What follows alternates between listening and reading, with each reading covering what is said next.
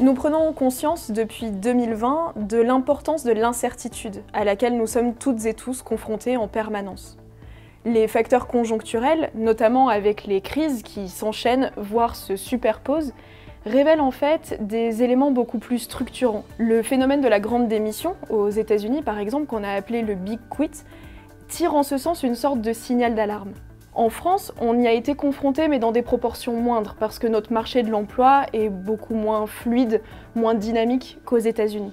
Mais on est confronté en fait aux mêmes tendances de fond. Nos entreprises, quel que soit leur secteur d'activité, sont particulièrement affectées par des facteurs dont les effets ne s'additionnent pas, ils se multiplient.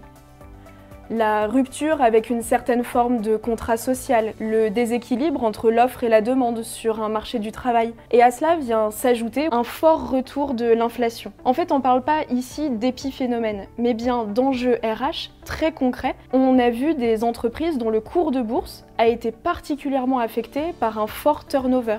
Ça met bien en péril leur activité.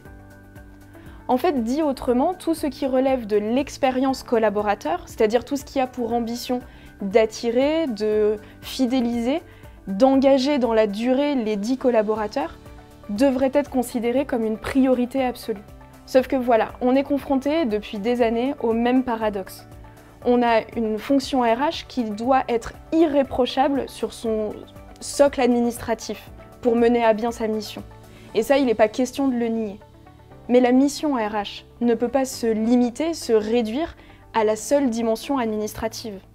Pourtant, ces activités sont particulièrement chronophages pour les professionnels de la fonction qui, du coup, malgré eux, se retrouvent détournés du socle de leur mission RH qui apporte réellement de la valeur à l'entreprise.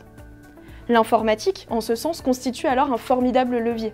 En automatisant tout ce qui peut l'être, la fonction RH crée les conditions de sa légitimité, notamment avec une meilleure maîtrise de l'information.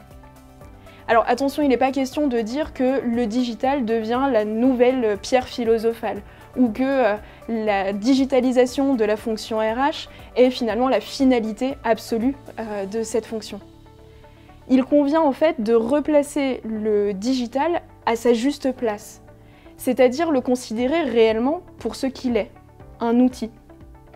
Un formidable outil dont la fonction RH doit s'emparer si elle veut d'abord maîtriser son socle administratif et ensuite se concentrer sur des activités qui apportent réellement de la valeur à l'entreprise. En résumé, en matière de RH, on voit bien que tout ce qui n'est pas automatisé et qui pourtant techniquement pourrait l'être, c'est une sorte de temps volé sur l'essentiel.